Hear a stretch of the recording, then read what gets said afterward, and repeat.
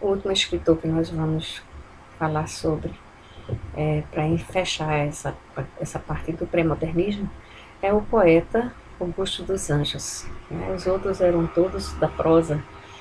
O único poeta de destaque foi Augusto dos Anjos. Uma figura bem diferente, né? Bem esquisita, eu acredito. Nasceu em 1884, morreu em 1914. E ele era aqui, nosso vizinho paraibano, né? Nasceu na cidade de Vila do Espírito Santo, na Paraíba. Tem até uma amiga minha que tem uma escola na Paraíba que chama-se Educandário Augusto dos Anjos, em homenagem a ele, né? Ele foi advogado, foi professor de literatura e foi também poeta. Um poeta sem igual, né? Bastante diferente de todos os outros poetas, né? Por quê? Porque ele é uma grande... A obra dele traz características das últimas grandes tendências das escolas literárias do século XIX e também do início do século XX.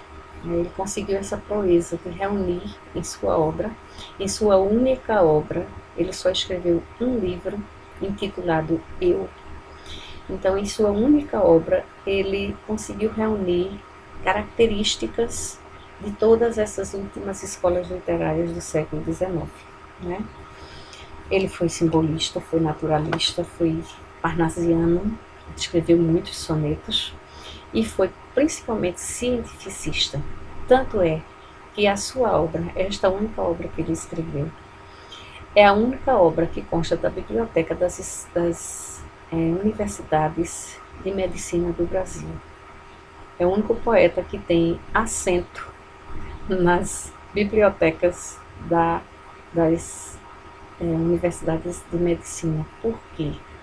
Justamente porque a sua obra ela é recheada, ela é repleta de termos científicos, de ideias, de conceitos científicos, né? É uma obra, acho que ele era bem depressivo, porque a sua obra é marcada por muita angústia existencial, muita tristeza. Ele fala muito de morte, né?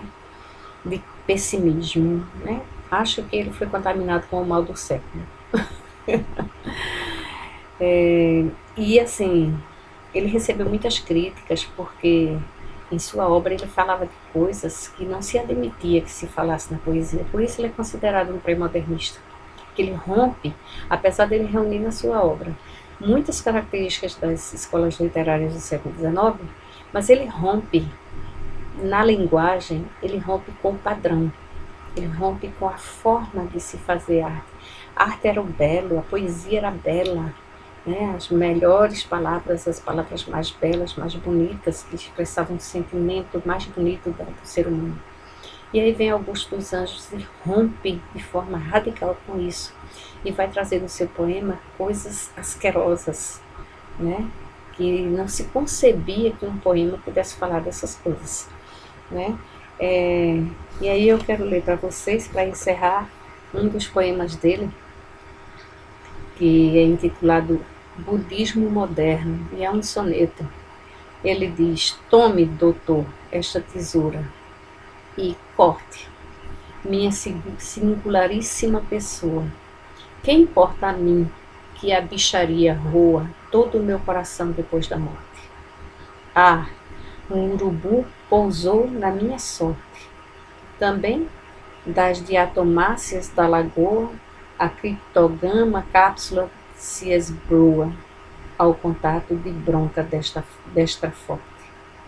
Dissolva-se, portanto, minha vida, igualmente a uma célula caída na aberração de um óvulo infecundo.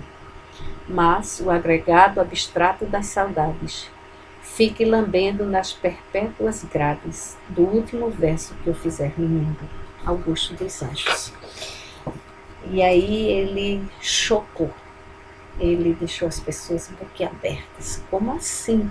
Como se escreve sobre verme, sobre tanta coisa, né, nojenta em um poema? Por que tanta morte, né? Porque tanto cadáver em poesia. Então isso fez com que ele fosse considerado um pré-modernista, porque ele rompeu os padrões, né, que se tinha até então. E assim nós encerramos o pré-modernismo brasileiro. Um grande abraço. Tem uma tarefinha para vocês no Google Sala de Aula, tá bom? Beijo grande e eu estou aguardando ainda o restante dos trabalhos que vocês devem me mandar até hoje, às 23h59, ok? Beijo, fiquem com Deus.